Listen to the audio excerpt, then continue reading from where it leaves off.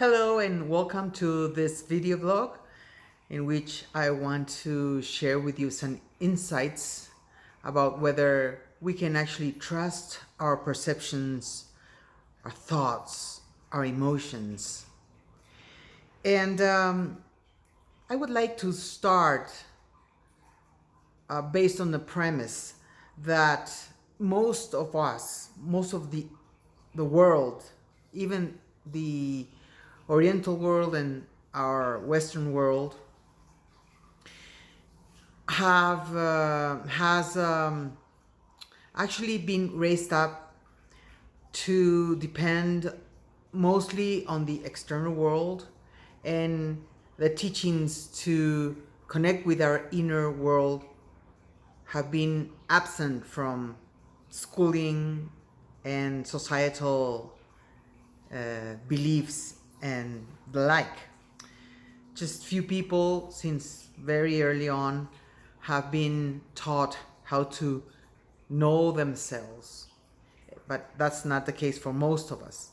So when we embrace the path of inner awakening or the path to know thyself, know who we are, there are many things we need to consider in the process, because I've seen many people that start to go inside and meditate, that immediately they trust and believe everything that they perceive as truth. And we need to take it easy, because most of the time when we start going inside and connecting to who we are, we have to go through many layers, many layers covered by the ego and the way it works. So we are connected much more strongly to our ego than to our soul. The ego is like the engine for our personality, and our personality is built from our thoughts, our feelings, and our physical appearance and our physical capacity. So we believe, we start when we grow up to believe through feedback, to believe that we are who we are through what we learn, our conditioning from society, from school, from family, from the world. And there's a time when there's no difference between who we have become and what we think we are. That differs completely from who we truly are, because it's all conditioned. So when we start our inner path, and hopefully sooner than later we start connecting to the inside, we have to peel ourselves through all the layers that have a lot of traumas, a lot of ego hurts. And obviously, we on that process, we can take advantage of the situation and heal ourselves. And we need to be humble on the process, because our ego wants always to be, the center of attention. And it has its ways to make us believe that what it wants us to believe is the truth. The more we are able to go deeper and deeper inside of us, we will get to reach into the essence of our soul, even though it can take many years to actually discern, because discernment is the most precious tool we can develop in this path to know who we are. And so in this process, it's okay to trust and believe things that we are perceiving, but let's try not to hold on to believe that everything that we perceive is the truth. It's the truth. Because on the way, if we are able to realize that it wasn't true what we were perceiving, we will develop a mistrust in ourselves and become insecure. That can happen, and it's perfectly natural. We need to be gentle in this process of recovering who we really are. And when that happens, that I'm sure it's going to happen to all of us in one time or another, we just need to go take it easy, say, okay, what do I need to learn from this? What did I miss in terms of sort of, we have to savor our inner world. Like, we have to distinguish the little tastes of every little aspect of our inner world. And that is not easy because we are so accustomed in our habits to just do things automatically that many things that we continue to do pass by unseen because they are so habitual. They are so like organic, and they are so repetitive that we don't see them clearly enough to realize that it's just a conditioning pattern that we are repeating and repeating. Normally, when we see the world, we see from our conditioning. Okay, we see this world through everything that we have learned. In order to have a direct experience of life and of everything that we experience, we need to get off the way. We need to get ourselves off the way. Our ego, our idea of who we are, needs to get out of the way, so we can perceive not from the conditioning, but like a direct experience of whatever we are going through or whatever we are experiencing. It takes a lot of discipline practice of inner connection, meditation, contemplation, observation, to get to that point that we're able to actually pick up on those little things that make the difference in the tastes of our inner world.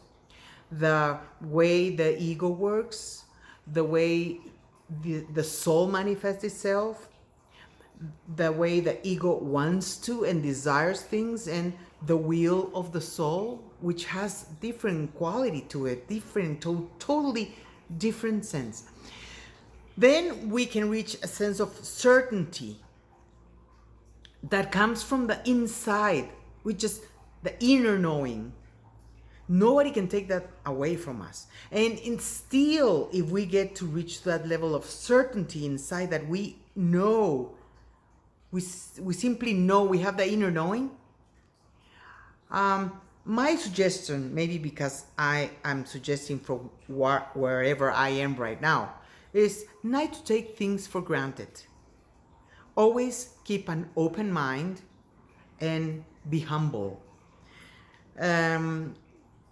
We will know. When we know something, we just know. And it is amazing that we can actually feel that inside and trust it. And I say this because I believe that only enlightened beings like Buddha, like Jesus, like the great teachers that have awakened can feel that certainty and flow with it without any things that need to be cleared on the way. As we grow into that certainty, we probably still need to work through those aspects of ourselves that are clinging on to ideas, beliefs, into desires, into power struggles, into our ego-centeredness.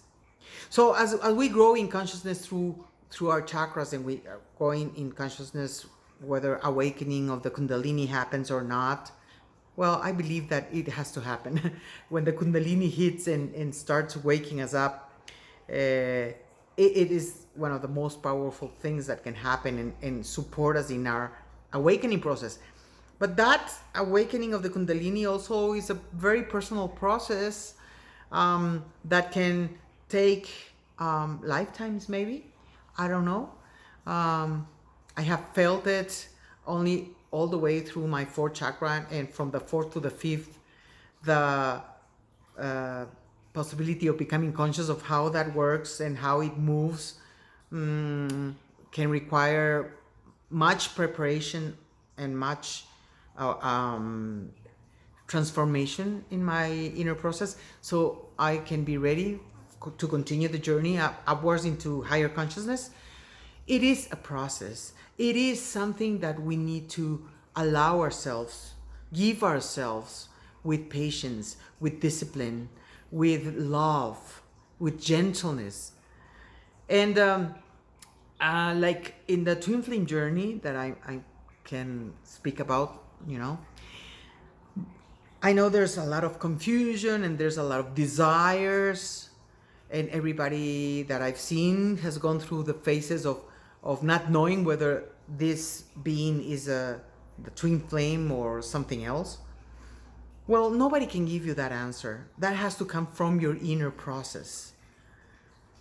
Because if you depend on others for an answer to what you're going through, that answer is not going to be the right answer. It's not going to feel that the certainty that you really know whether that being is or not your twin flame. And it's far beyond. I don't want to get into the twin flame because it's actually about whether we can trust or not our perceptions. What I can say about this is just be mindful of yourself, observe yourself. The best thing we can do is develop discernment, develop our inner perception of how our inner world works. We are so accustomed to the outer world, and we can perceive it and see how it works, and we have a good grasp about it. We've been in it all our lives. The same thing we have to do to the inside. And the more we go inside ourselves, the stronger our relationship with those aspects of the inner world, those aspects of discernment, those aspects of each little way we perceive things, we behave. It's gonna teach us about where we are in our process. So believe in your inner perceptions without clinging to them, being very cautious about the process. Be very mindful of your ego desire to be right about what you perceive, your power struggles of that the ego is gonna show us where we are all the time. And when we are able to grasp it very fast, we can just calm it down and allow the power of our soul, natural power of our soul, this is what happens. Ego wraps around the soul energy with strength. And then when we work on our ego and start learning the difference between our ego and our soul, and we start awakening to the inside, then the soul starts enveloping differently. This is grasping strongly. This is enveloping with gentleness, love, and I don't know. The soul just vibrates at a high level that it will do this, and it will merge in our alignment with higher consciousness. Now, with this, I just want to end up saying that the ego is not a devil or the darkest part of ourselves. I have believed and continue to believe that understanding and working with our ego is one of the most amazing paths to awaken our soul. Why? Because when we start recognizing and working with our ego, then the soul part starts becoming stronger, and the ego part starts becoming more silent and more, sort of submissive, if that's the word I can use. Maybe that's not the word, but actually, because the ego is always gonna want power.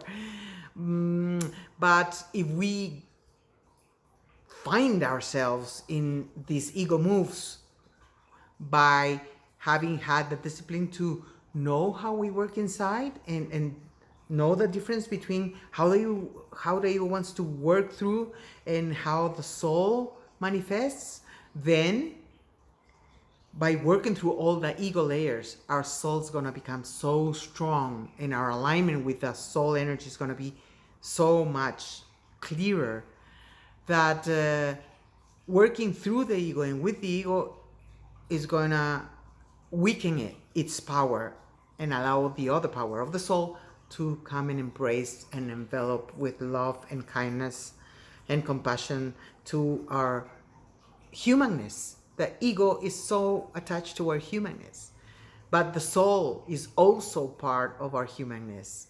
When we are aligned with the soul energy, our humanness becomes much more human than what we can see it's been so far. Okay, thank you so much for the time you've taken to watch this video and listen to my ideas. I hope this has helped you, and I invite you to subscribe to our YouTube channel, which is bilingual. I have videos in Spanish and English, interviews in Spanish and English, and also we have a blog in English, which is awakening.goypac.com, and I'll put it in the description area.